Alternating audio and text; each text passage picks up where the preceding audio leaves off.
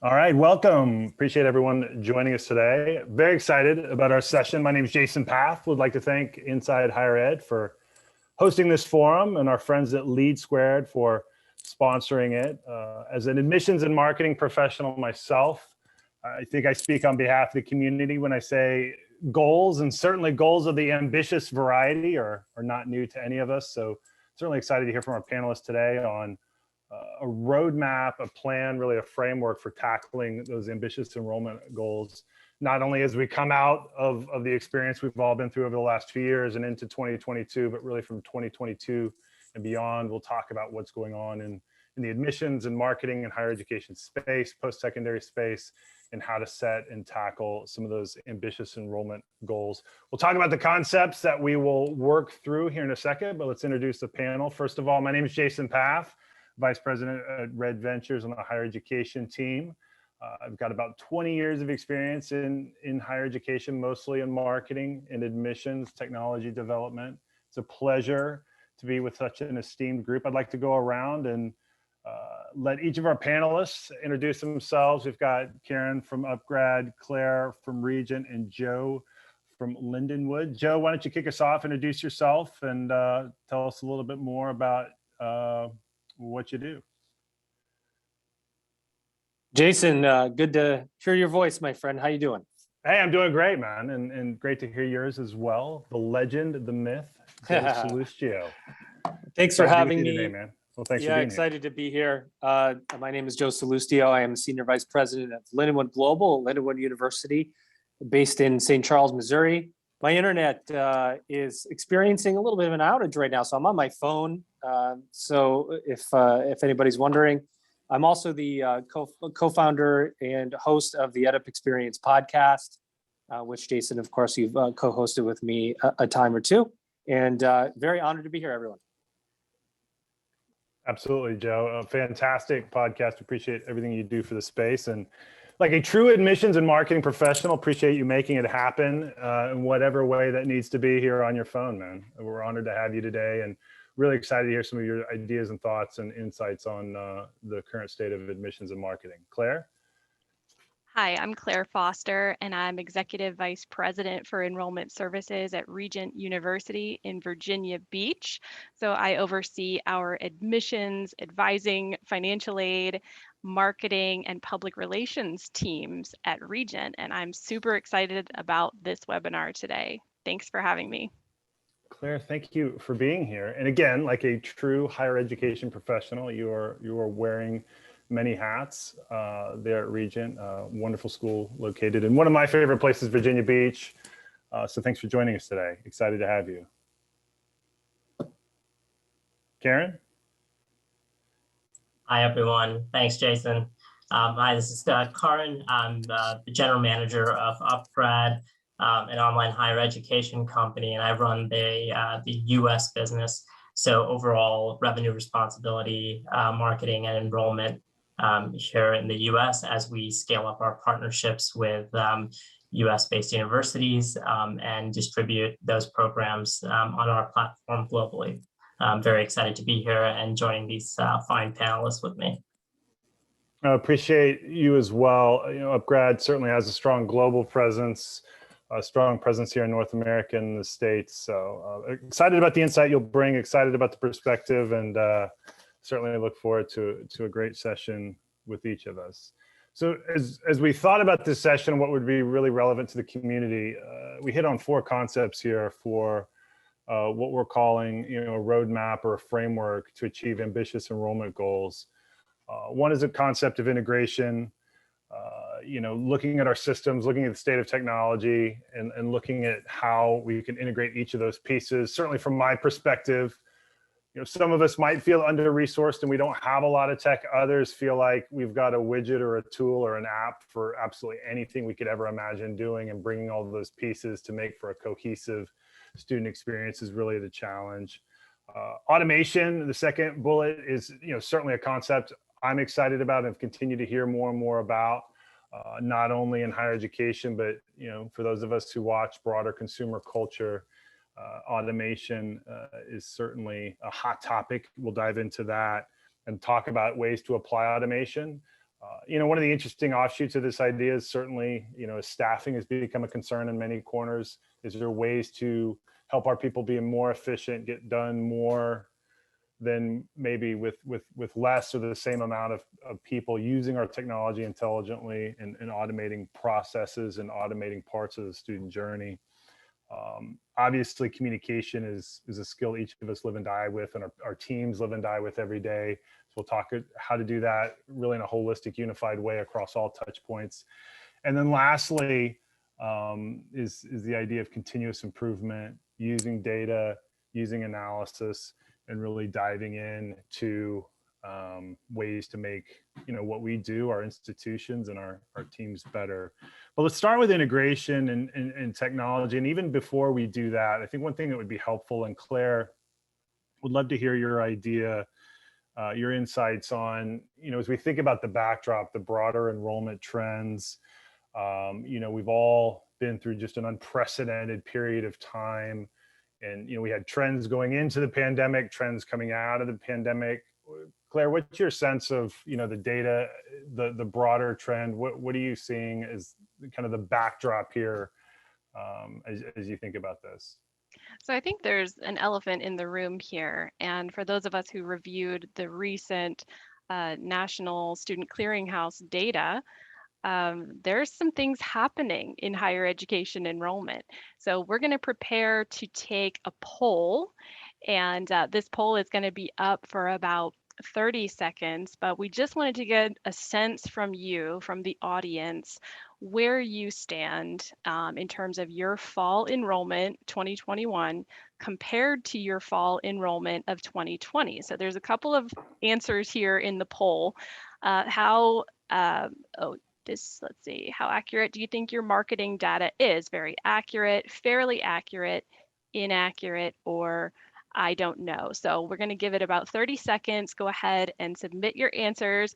Don't worry, don't be embarrassed. You're among friends here, but we're very curious to see how this shapes up. So go ahead and submit those answers in the poll.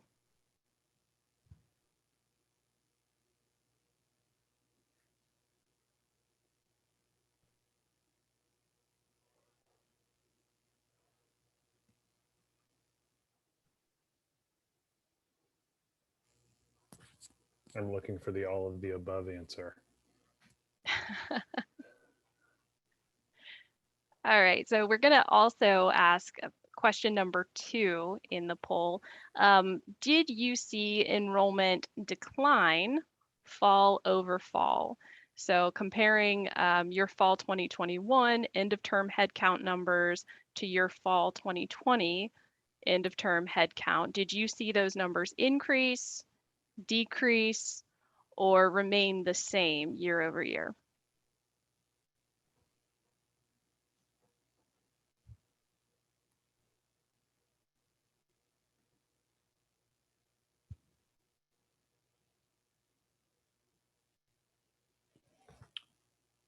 Looks like a majority of folks saw some decrease. 42% saw a decrease, which I think in some ways, mimics national level data. Joe, Claire, is that your understanding? That's what are you right. guys seeing? Absolutely. So according to the National Student Clearinghouse, enrollments in the US declined an average of 2.7% in fall 2021 compared to fall 2020. So essentially, if you were able to maintain the same enrollment or grow your enrollment in this past fall of 2021, congratulations, you're doing better than most colleges in the US. Since 2019, higher ed institutions have lost over 1 million students. So we're all facing some significant market headwinds. And I would say, to add to that, we know that high school graduates will be declining by 10% from 2025 to 2037 due to declines in birth rate. So there's going to be 10% fewer traditional undergraduate students in the market by 2037. That makes it so critical to maximize your resources, unify every facet of your admissions process, and create a proactive system to contact your leads in real time. Joe, do you have any thoughts you want to share on that? I always have thoughts to share. That's for sure. What I would say, and you actually made me think of something that we all watch in enrollment, and that is this concept of discounting. And I think it's worth talking about because your overall enrollment may have gone up, but you may have discounted students at a greater rate to get there. So you can see your tuition revenue, your net tuition revenue actually decrease or stay the same, even though your head count is going up. So that's something to very closely watch. As the field gets more competitive, look, one of the ways that colleges are attracting students is through discounting, through deep discounting. If you keep your tuition the same and you discount at greater rates, you're losing. If you either kind of have to pick a lane, you either have a high tuition and discount it big, or you have a low tuition that's priced right and you have very minimal discounts. So that strategy is important. What I would say in this, when you're talking about integrating systems, and I would say to those that have enrollment increasing, or really for anyone, is if you walked into a room, into your admissions management, and you said, what is our cost per lead, our average cost per enrollment, and our average cost per start? And I wonder if anybody would be able to repeat those numbers back, even if they were close. Even if they were close, because it changes day to day. If you're tracking right, it changes day to day, lead to lead, minute by minute, enrollment by enrollment. But if you can ask a question on what's our acquisition cost, and any jaw hits the floor, that means that the team isn't trained up the way that they need to be in today's higher ed environment. So those three key metrics, cost per lead is important because you're in a competitive space, especially if you're in the digital marketing space. Lindenwood here, we're doing both traditional and digital. It's totally different. 4-year traditional student recruitment and adult student recruitment is a totally different landscape.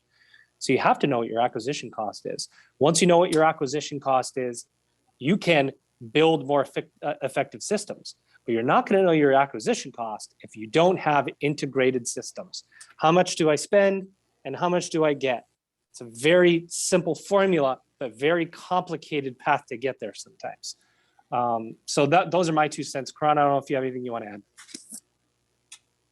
Yeah, I agree with you 100%, Joe. And to add to that, the accuracy with which you're importing that data, the way you can kind of take the same data sets and interpret it multiple ways, and the ultimate factor being cost per start. And so I think if we narrow our vision a little bit, each person in the value chain can be misincentivized if it's just the lead cost that's dropping, if it's just one part of the acquisition infrastructure that we're analyzing. So it's more and more important over time that we look at the entire marketing journey from the exploratory phases all the way through to enrollment, and then accurately quantifying how each channel really fed into that leads journey from start to finish. And Joe, you really hit on an interesting point too, where, and this is my flavor of what you said, but we've all worked with lots of different kinds of schools, and I'll sit with 4 schools facing the same problem, right? And it's a lack of growth. 3 of them will focus on that product problem, which you get into discounting, and maybe we offer a new program, and it's a very kind of customer facing problem, right? Like, again, discounting is the easiest manifestation of that. And it's really only one of 4, maybe one of 4 that gets into the performance side, right? Like, is our process tight? What's our technology stack look like? Are our teams talking, and are we driving to the right metrics? And I think, certainly from conversations with this group, that inside out approach is very warranted right now in such a competitive landscape.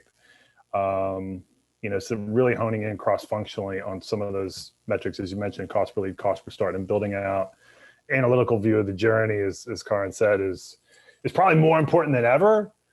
But it's just interesting to me how so many schools revert to what they know, as opposed to evolving with the new direction. So it's a really interesting angle. Yeah, I would add to that and say, for any school that's struggling, it's certainly true here at Lindenwood. I'm in my 6th, or I don't know, maybe 7th week. you can see an efficiency. You know, it's easy when you come into a new school and you change jobs and you come into a new situation and you go, oh, wow, I have all this experience. I can break down this process. I can rebuild it. I see all these problems.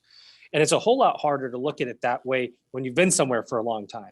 You almost have to like go on a trip and go away for a while and then come back and look at with fresh eyes, or train yourself to look at things with fresh eyes, because enrollment can be increased by 5 to 10% just by running efficiency with your current set, with your technology stack, with your metrics, the way you improve your customer service, whether it's through tours of traditional students or the application process for an online student. And I always say this when I'm doing any kind of consulting or I'm having conversations with colleagues, is when's the last time you enrolled at your own institution? It's the last time you walked through that painful step by painful step sometimes. It needs to be really easy to do from a user experience perspective. And a lot of times we don't take the time to do it ourselves at our own institution. That could tell you a lot about a lot of things that can drive efficiency without spending the extra dollars. We all know the more enrollment and revenue goes down, the harder it's going to be to ask for resources from anyone. So you've got to try to drive efficiency on that inside out approach. And especially as we're, accessing new markets, talk about, working online, students that, working adults that are interested in an online program, the consumers and other facets of life. And I'll often joke with teams, I could buy and sell a house 3 times over in the amount of time it takes to enroll in an institution of higher education sometimes. And I know we're going to talk about process as we go, but, often, the fastest, cleanest, most efficient, most professional service-oriented process, at least increasingly with some of these new markets of students that are coming into the marketplace, is certainly winning. Because as we saw in the poll and as we do see in the data, under the surface, there are some schools, there are some institutions that are growing, right? And it's again, back to the earlier conversation, it's not the folks that are discounting the most they're winning the growth game necessarily. It's clean process, clean metrics, clean performance.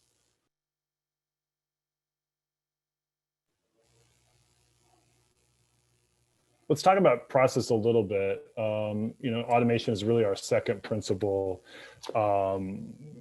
Karin, you enroll all over the world, and you've evolved here in a more untraditional market. Talk to us a little bit about your process and how you built your teams and how you built the scale you guys achieve. Sure. Launching in North America a couple of years ago, we had to move from the organic traffic we were seeing through the brand we had created globally, and push towards a brand that we were building specifically in the US. As some may know, UpGrad is really focused on the working professional segment, with certificates and degree programs in that space. For us, from a marketing lens, we had to figure out, in a highly crowded environment in online certs and degrees, how do we reach our customers, and how do we sort of build a competitive advantage in this highly crowded market. And one of the things we did where we were sort of behind the curve was in our sort of speed to lead. What we were able to do over time is use some automation that allowed us to integrate our paid marketing platforms and have those leads go through our CRM and directly be routed to each of our admissions counselors pretty much in real time, I'd say around 10 minutes. And so we were able to outreach those leads where we're previously at 24 hours down to about 10 minutes. And I think that initial touch point really drives behavior when you have someone on the phone who's able to walk you through your needs, and being the first to reach them has been a pretty big game changer for us. Another thing that we're doing is using consumer behavior to drive certain incentives. So if we know someone's spending a lot of time looking at pricing or trying to understand financing options, then we know the admissions counselors also are made aware of that through some integration that we have. And so in an automated way, they're triggered to say, hey, focus on maybe this part of the customer's concerns or the lead's concerns. And lastly, one kind of new thing that we're experimenting with is IVR lead qualification. So some folks might already be doing this, but it's new for us. Is really automating our outbound calling and ensuring that the person we've reached is someone that's currently interested in enrolling or at least speaking with an admissions counselor. So that's another step we've taken. So all of this, when we talk about integration, there's two elements. One is just data flow, accuracy, less human intervention and risk for errors. And the second is building a competitive advantage in the marketplace. And so that second domain, some of these initiatives have really helped us, build a little bit of that versus the first, which I think is just table stakes. If you don't have integration that allows you to trust the data a little bit more, which we'll see in the polls, I guess, but if that doesn't exist, then that's foundational risk to any business, whether it's higher ed or otherwise.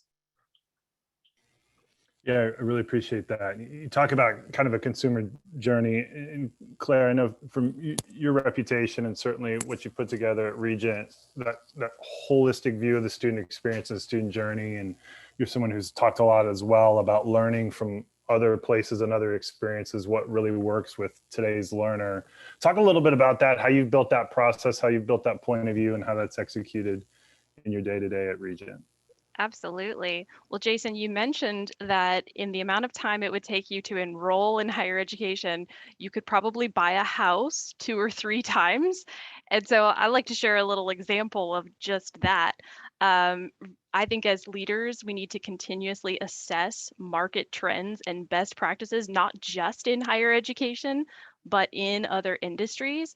So I was recently in the housing market and looking for a mortgage. And so I went to rocketmortgage.com. I promise this is not a promotion for Rocket Mortgage, but I went to their site, I submitted the contact form on their website, and within seconds, not minutes, within seconds, I received a phone call from an agent in their call center, a text message welcoming me to Rocket Mortgage and giving me some materials, and an email giving me some next steps. So these contacts continued, phone calls, text messages, and emails throughout several days and weeks afterwards. Phone agents were even leaving me voicemail messages on my cell phone while I was at work saying, hey, this is Joe at Rocket Mortgage, and I was just thinking about you and wanted to make sure you have what you need in the process and let me know if I can help answer your questions. So why am I sharing this story? Because it's really an example of a company who has figured out that consumers want easy, right? Their tagline is push button, get mortgage. So they've taken this very lengthy, cumbersome, expensive process of getting a mortgage and they've simplified it. They've made it easy. Higher education is also a very lengthy, cumbersome, expensive process, but today consumers expect ease in that interaction because of other industries who have figured this out and are doing things like that. So customers want to feel valued in the process. They want to feel important. They want to feel like you have steps for them to take. So I would say it's more important now than ever that we create experiences that provide students with ease of access and communication. I think it's surprising, how many colleges have a phone number listed up at the top of their website, and when you call that phone number, no one answers. But we need to be persistently focused on the consumer experience and making it better and more accessible for students. Yeah, I'll jump in there as I have my giant hands come up on my phone. Every time I talk, I'm going to have to sit on my hands, everyone. Love it, man. No, keep it yeah. going. Love it. And my giant black highlighter. To Claire's point, it's so important that you understand what other industries are doing. One of the ways, let's just say it like this. How long does it take? Right? There's your process improvement question. There's your automation question. How long does it take? How long does it take for a student to be enrolled? How long does it take to get them packaged in financial aid? How long does it take for your enrollment advisor, counselor, admissions person, whatever you call them, to respond to a student that submits an inquiry or through the website or other means? How long does it take for that interaction to take place? Then build automation around it. Okay, then build automation around it. But you have to understand how long things take. You know, how long does it take for a student to register for courses once they're eligible? Does it happen fast, or do you have to wait for X, Y, and Z to happen over here before you can move the student to the next step? So you hold them in this bucket of limbo and hope that they don't melt out. Hope is the enemy of automation, right? If you hope, we're going to be hoping for an increase in enrollment instead of making it happen. And that's really the difference. You know, when you talk about there's capture versus cultivation marketing, I'll talk about that in a minute, but passive versus active recruitment. If you want to be very active in your recruitment, you've got to have automation, and you have to ask yourself how long something takes, because other companies ask that question. For example, if you go online to this very large online retailer and you order a package, how long does it take for you to receive that package that you paid for? Does it take just, I'm pounding the table for extra oomph, does it take that same amount of time for higher ed? If the answer is no, then that student is going to find somewhere else where they can get the answer to be yes. That's all I'll say there. Yeah, and you know what I would add is, I think it's important to unpack this for folks that maybe have been working in an institution 20, 30 years. It's been a long time since they've been a student. It's more than just service in many cases. You really have to come to the other side of the table and put yourself in your student's shoes. They could be nervous, scared. They could be first generation and intimidated, and already coming with a preconceived notion that maybe this isn't for me. And you're not getting a call back, and nobody responded to your email. And it's just confirming, maybe I was right. Maybe it's not for me. Education is very unique in that folks have very personal, closely held preconceived notions. And so I think it's even more important than some of those service-oriented aspects we mentioned, like, you know, a package, which, you know, at any point I could get one, and you guys will all hear my dogs and we'll go through that song and dance. We're all accustomed to that from a service perspective, but education, I think it's 2 and 3 and 4 levels down, right? Whereas, you know, maybe when I request information, I'm at peak excitement. It's an impulse decision. Friend of mine just got a promotion. I know I need an MBA. I request information. And if you capture me at peak motivation, you can build your relationship with there, right? You know, every relationship is a recovery from the first stroke. Whereas if it goes for a while, my excitement dissipates. I get caught up in kids' t-ball practice, and something else happens, and I almost forget that I did it 3 days later when I get, you know, an email, and that opportunity is really lost. Joe, I want to follow up with you real quick, just from a systems and tools perspective, right? A lot of what we're talking about is speed. How do you train, teach, and build process, and what tools do you use? Let's just talk specifically about the principle of speed in reaching out to a student quickly. What's your go-to there? Yeah, I mean, there are, you know, I got these notifications, so I got to get my big hands in my phone again. But there's a number of systems out there. Here's what I'm gonna say. There's a number of systems that can help you be faster. There's, you know, companies like LeadSquared with just the amount of the robust nature of their technology that's going to give you more knowledge. But you have to know what you're looking at. You know, you need to understand, like I talked about, response times. What's the maturity length of your students to convert to enrollment? What students are you talking about? Are we talking about the 18-year-old going to an on-ground program, or the 45-year-old going to an online program? All of those dictate what type of automation you're going to put in place.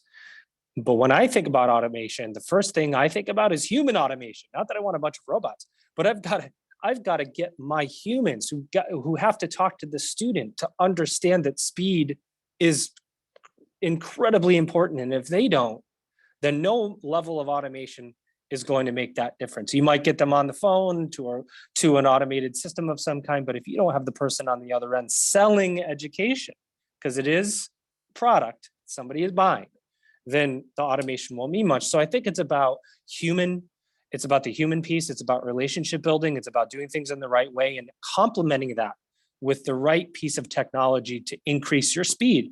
I want to be on the phone with a student faster than Claire. I do. And Claire wants to be on the phone with a student faster than me.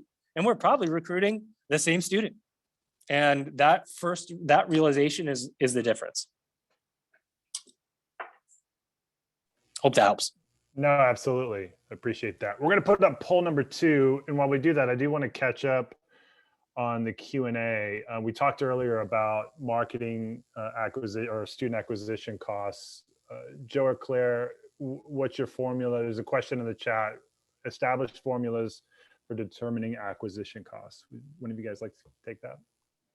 Yeah, I'll jump in on that one. And I think it varies by school and what's important for you to measure. Some people take their total marketing investment cost for any given academic year and divide that by the number of students that you enrolled within that same academic year. I think that's probably one of the most common calculations, but I think it's also important to look at a more holistic view that incorporates enrollment and marketing overhead expenses. So when you consider the amount that you're spending on technology and infrastructure and staffing, look at your all-in expenses in an academic year for enrollment and marketing services and divide that by the volume of enrollments that you receive. It varies broadly. I've seen, some in for-profit kinds of environments where a cost per enroll is as low as $1,000 or $1,200 per student. And then I've seen, on the high end where it's $10,000 per student. Obviously, it ranges based on the institution, based on the amount that you're spending in marketing and acquisition costs. But that's a pretty basic formula for how to measure it. Yeah, I agree, Claire. And I think it's not an either or, it's an and, right? So measuring your direct to marketing, your marketing to start expense, and then measuring your all in, that's important to know the difference. I also always define what does start mean. When you're measuring when you want to measure your acquisition cost, is it to census date when a student gets billed? Is it to just getting them in the chair and you just don't know what happens to them afterwards? And so you've got to define your measurement of success so you can figure out your acquisition costs. If you're really good, you can measure that by channel. So I know that, for example, it takes, $800 to recruit a student via Google, and it costs, $45,000 to recruit a student through regular billboard advertising. And you would have an idea of what channel produces the best acquisition cost. So you can start to flex your spend, or maybe your vice president or marketing director can flex that spend based on efficiency. And that's where automation can help, especially if you can input numbers into a system on the front end and spit out an acquisition cost on the back end. I mean, that's kind of the holy grail. That's exactly right. A good, strong lead management system can automate that for you. You basically input the costs that you're spending on different campaigns, whether that's a billboard or radio ads or specific digital marketing channels. And, as long as you put in source codes to track those kinds of things, you can quickly, easily export a list of all your campaigns, the leads they produced, the applications that came from those leads, and ultimately the enrollments. And then it's very easy to figure out, okay, this is how much we spent on these leads, which yielded these applications and enrollments. And that quickly gives you a cost per lead, cost per app, and cost per enroll by channel. And a little hack for, buying processes, you can take that into a pivot table, filter it, by the column that indicates cost per enroll, highest to lowest providers. And that's where you see the kind of campaigns that you need to scale and the kind of campaigns where maybe you don't need to scale and you don't need to invest in that anymore. You can free that money up and spend it elsewhere.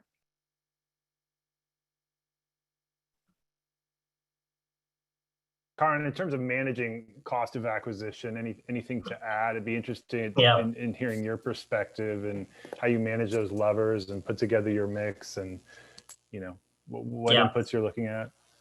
Yeah, we run primarily. I mean, we've done offline channels as well, but we live and breathe in the digital marketing channels.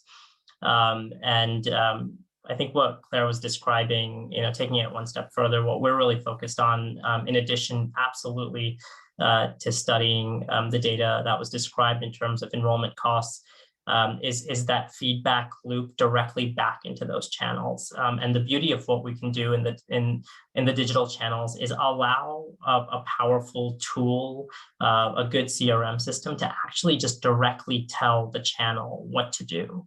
Right. So at that point, I'm not even involved in the communication between the outputs and the inputs. The outputs themselves are going back into the input. So Google is receiving word from LeadSquared or any other tool that is able to track that cost and say, hey, don't bid beyond this amount on this particular campaign in this region at these hours of the day. I just know, between noon and 2 p.m. in Kansas, those are my prime hours. And let's do that 2x, and then let's take it down to 0 in these areas. So I think continuing to speed that up and reduce waste will be kind of the next era of optimization.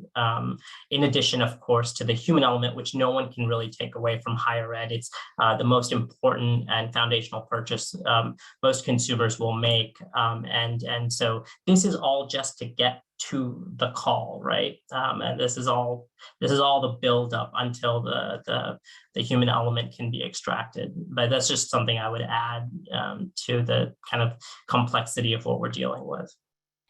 And then talk just a little bit about your model, because I think it's unconventional and definitely a source of innovation. You're bringing students in from all of those channels. You're putting them through a very robust journey. Is your team, and I know a lot of this is going to index to what the consumer wants, but you guys have free content, you have full degree programs, things in between. I hate to use a term like upsell, but are you looking to, do you primarily see folks come in for more of the kind of free content, or are you bringing folks in? How does that work in your world? Yeah. So quite frankly, our largest source of traffic onto the site is our blog, right? And so, and of course, we have a free course channel that probably is our second highest, and then it's our paid, and then it's our organic, just direct to site traffic, right? So even after all the brand building we've tried to push for, what does this say about the consumer and the consumer journey? Is that you need to start adding value to them as early as possible. So if you're not putting out content that is relevant to them without asking for something in return, they aren't going to trust you when it is time to ask for something in return. And so it's real, and guess what? It's much cheaper, by the way, to do that than to drop thousands of dollars on any of these channels, but it's harder work. It's really easy to set up these digital campaigns, but the rewards are proportional. It's just like any business, right? Like the harder it is to get in, the more likely you are to probably succeed, as long as there's a real product market fit, the more likely you are to have less competition, so on and so forth. But so people don't always take that channel because it's easier to pull the lighter lever. But I would argue that is actually a much more valuable lever, because not just because it has a thing, it also has a long-term effect in the market, right? So your blog and other channels will index these pages. They have long runways of payout. Where we have an article that's, I'll tell you just honestly, it's called 4 Types of Data. It's like an article and so one of the common search terms is types of data, right? People are trying to understand structured, unstructured data. That blog by itself drives thousands of site visitors every month. And out of that, even though it's a small conversion rate to become a lead, it still beats economically more channels. I mean, most other channels that we have for lead generation. And what does it cost to maintain that article? Nothing. Right, it's just sitting there and producing traffic and leads for us.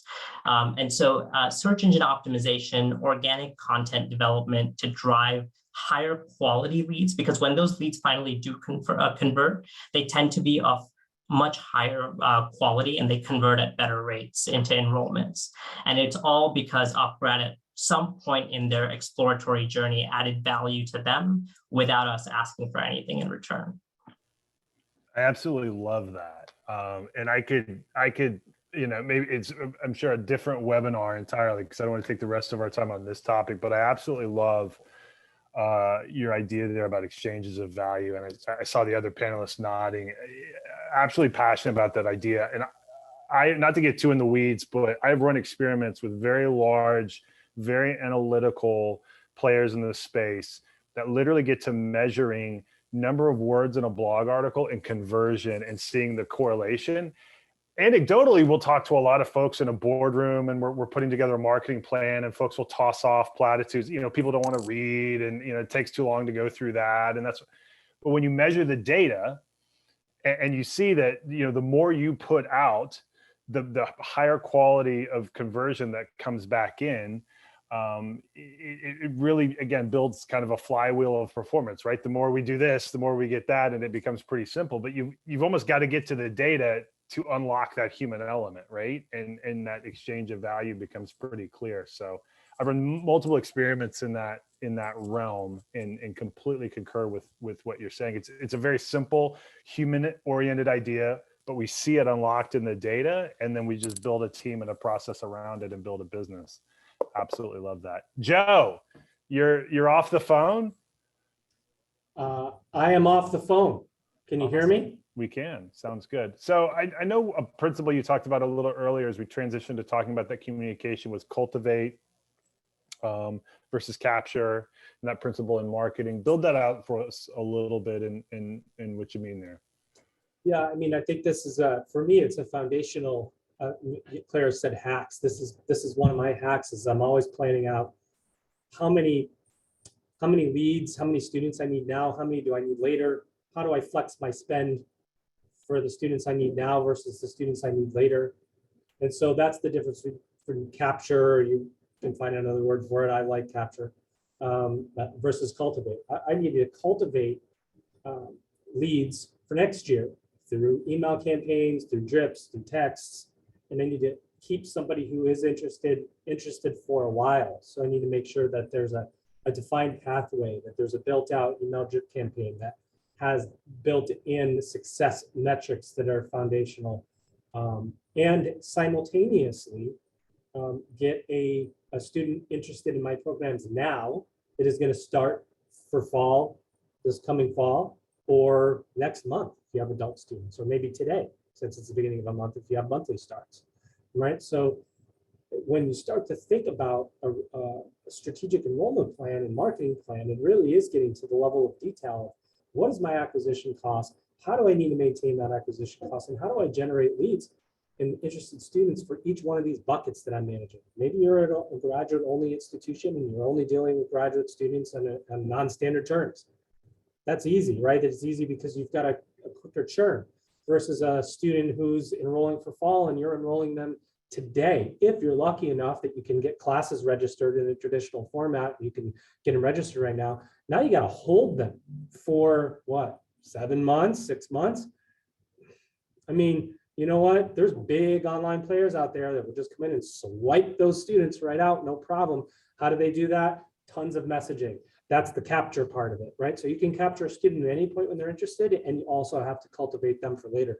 So that's a part of a strategic plan, in terms of enrollment, strategic enrollment management. In this realm, Claire, I know from talking to you and the plan you've put into place at Regent, you've got some very specific tactics and techniques and strategies here, from secret shopping to looking at your forms, simplifying things, even retargeting. Talk a little bit about this communication thread and what you're putting into action there. Yeah, absolutely. Hold on, Claire, let me get my pen. I'm going to take notes on all your time. I just hit record. No problem, Joe. I don't want to give away the secret sauce. Regent is the second largest private college in the state of Virginia, and we're up against the number one, which is Liberty, and their enrollment is over 100,000. Thankful that I have experience in both institutions and have seen, just the importance of consistent, continuous messaging that's really streamlined throughout the communication funnel. So just to give you an example, let's talk about paperwork and eliminating paperwork. We won't take a poll on this, but I know many colleges that still have a paper application, like 10 or 12 pages that you have to sit down with a pen and paper and fill it out and mail it in or something like that. Most people also have, the online application on your website. At Regent, we've had an online application for a number of years at regent.edu. We had been outsourcing it recently, and we started to notice some technical glitches with this third-party provider. We just were noticing some little issues in different browsers, nothing major, but we just decided, I think we could do a better job of this ourselves. So we decided to bring it in-house, and we built our own application. It's just 2 pages. And as we were building this, we noticed, there's some questions on here that really aren't necessary for the admissions process. We don't need to know this in order to admit them into a program. So maybe we simplify this a little bit. Maybe we eliminate some of those questions. We did that. We launched it on August 1st, and we instantaneously saw a 24% increase in applications submitted. And with that, a 12% increase in applications that were admitted to the university. So we're not just talking about volume for the sake of volume. These were highly qualified applicants that were admitted into a competitive program. So all that to say, it is critically important that you audit your communication funnel. Look at every touch point, look at your lead forms, look at your application, look at your landing pages, and ask yourself, am I answering the right questions for my customers, for prospective students? And is this making it easy and convincing for these students to take the next steps? It's really important. I think that goes back to the whole point, Jason, about enroll at your own school. I mean, right? Go through your own enrollment and your application process, submit a lead, make up a fake name, see how long it takes somebody to get back to you, go through and enroll, go through the process, and then ask how long everything takes. And you could start to measure the length of time everything takes and start to drive improvement. Yeah, absolutely. And with that, kind of second to that, just talk to students. I mean, I'm always amazed at, folks and how long they go between actually just sitting down with a student and talking to them about their experience. And it doesn't have to be some type of formal initiative where we're, looking to scientifically do it, although, that could certainly help at scale, but just talk to people. It's so easy now with online to look at the spreadsheets and the reports, and you don't walk around campus and run into students if you've been home managing online lately, but, still having that tool in your tool belt of just being able to talk to students and get feedback and intel and perspective from them is really, really critical. We're going to put up a poll on data real quick for our last section. I do want to get to some Q&A though. A great question, one that I often wonder about, and anyone in the group, feel free to chime in here. The question reads, often when the marketing team at my institution brings customer insights and obstacles to school leadership, they're unwilling to make the structural or operational changes to improve the customer experience. Specifically, which analytics are the most effective in persuading a change-resistant academic culture? Not that anyone on our esteemed panel has ever run into a change-resistant academic culture, and I can say that as the son of 2 college professors. But any ideas from the panel? What's most effective in having that conversation if you're trying to drive change? Read the question one more time, Jason. What analytics are most effective in driving change? You've got folks at a campus that have done certain things for a long time. They're resistant and hesitant to change. Have you found certain analytics or certain pieces of evidence or having that conversation drive change better than others? Yeah, I mean, I think from my perspective, as I'm going through this process now, by the way, the faculty here at Lindenwood are just incredible. But there's still process and ownership and things and stuff, and everybody kind of has their own thing, if you will, in oversight. I think inherently faculty want students in their programs. And if you can show them that the efforts you put into the front end can help grow their classes in their programs on the back end, they're much more open to see that change is going to be a positive thing. If you think inherently that faculty don't want students in their program, that's a whole nother story, but I don't think that's ever the case. I mean, I've never met a faculty member that says, don't enroll students in my program. I don't want any students. No, they want to teach. That's what they want to do. They want to teach, and they want robust, large programs with lots of students, or maybe small specialty programs with few students. But regardless, if you can show them how your initiatives contribute to growth, the change is a lot easier. But you have to be willing to do the work, pull the charts and show the trends, and that can get you to change faster.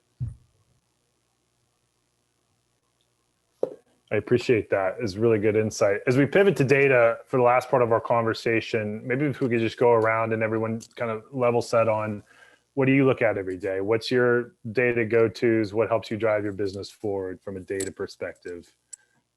Types of KPIs. Who wants to start? I'm going to volunteer Claire to start, and then I'll go after her after she gives the right answer. Thanks a lot, Joe. I mean, there's a number of dashboards, right? And things that are really important. I'm very grateful that we have an amazing data science team and real-time dashboards that allow us to monitor lead flow and cost per acquisition and volume of applications, volume of admits, volume of enrolls, registrations, everything down the funnel.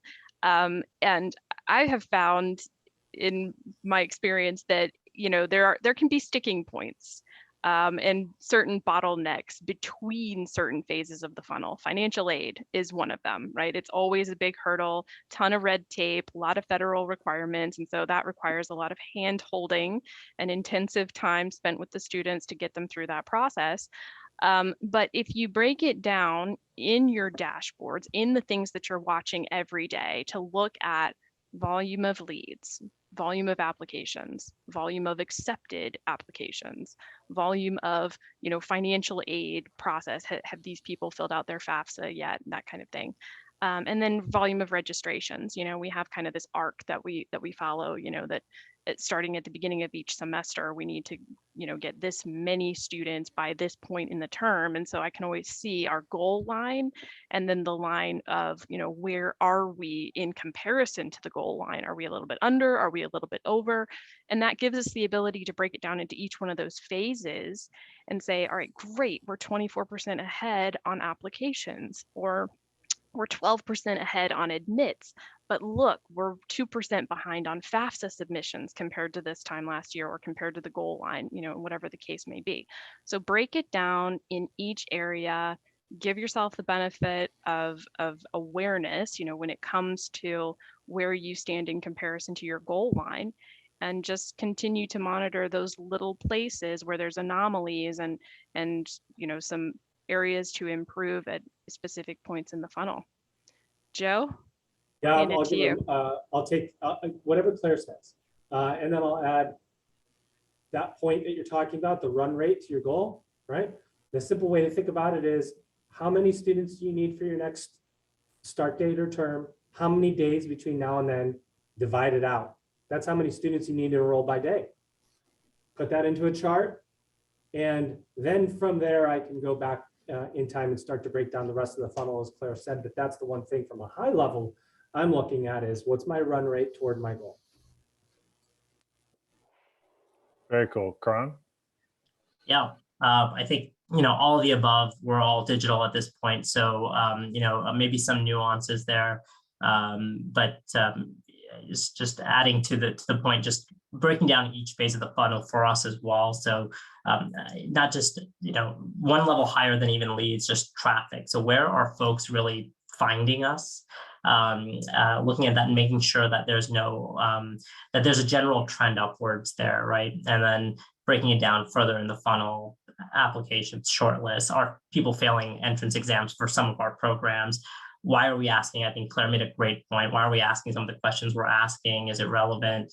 And we discover these through these metrics that sometimes appear broken, right? And you're like, well, this seems to stand out. And data isn't just there for us to track progress, but it's also there for us to diagnose issues. So I think it's all of what's been answered so far and translated purely as we're all online. No, absolutely. I appreciate that. We're going to put up the last poll around what would help you enroll the most students or enroll more students. So folks can see that poll there. Better training for staff, better lead quality, or better technology. But it'd be really interesting to hear, and anybody can jump in on this initially. You know, where are we going from here? Where are you spending your time as you think about marketing and admissions as we go through 22 and into the future? What's the priority for you, your team? Where do you see trends heading? Anybody?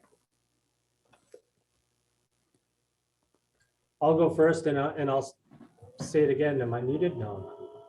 I'll say it again. How long does it take? My priority for marketing and enrollment is the simple question of how long it takes. And moving my institution, Lindenwood, to a more technologically advanced, customer service orientated university that is using best in class ideas from other industries. And you know, how long does it take? When I check into a Marriott, it doesn't take that very long. It goes really fast when I want to do stuff like that. So how do we bring those ideas into higher ed? That's super important. I would also say, know your value as an institution, know your value proposition as an institution, and communicate that regularly to your customers.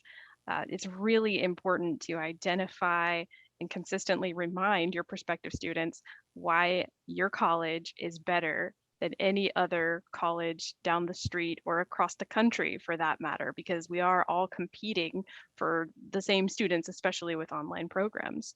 So continue to remind students of your value proposition, continue to secret shop your process, apply for your own programs, and find those little areas that might be a sticking point or a point of frustration in the consumer journey, and work to smooth those things out and just make it a better customer experience.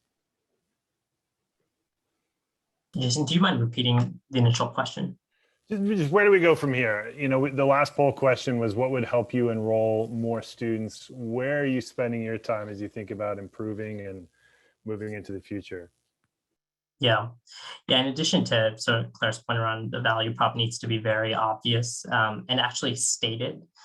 Sometimes there's hesitation to, be bold about putting something out there because you're like, I'll wait till I have them on the phone and then I'll really explain the value prop I have, right? I think what I'm seeing is the folks that are standing out are the ones that are being very articulate before the initial face-to-face with what they stand out with. So I think what's interesting about this journey pre-acquisition is that it's a reflection of what customers expect afterwards, right? And I think what these leads are seeing your interaction, your methodology as a reflection of what they might experience as a student. And so I think that reputation building starts actually in all of these processes right up front. So it's sometimes not even about the fact that you reach them first. It's not always about, but I know the statistics support that, but what's happening psychologically when you execute efficiently is that you're building credibility and trust. And so what we're doing every day is looking at ways we have processes where they might be broken and eroding that trust and replacing them with technology, people, and processes that are rebuilding that trust. That what can you expect after you enroll? That's powerful. And what a positive, thought-provoking note to wrap our session on, Karan. I appreciate it. Claire from Regent, second largest private institution, but you've got the beach there. So I know you're gaining on Liberty as we speak. A lot going for your institution as well. Appreciate all you've brought. And Joe, as always, Thank you, sir. Appreciate you making it happen. It's a multi-screen world, and Joe is moving between screens as he presents his ideas. Appreciate LeadSquared. Check them out at leadsquared.com. Appreciate Inside Higher Ed for providing this forum for all of us, and appreciate each of you for attending and joining us as we exchange some ideas. Thanks a lot, everybody.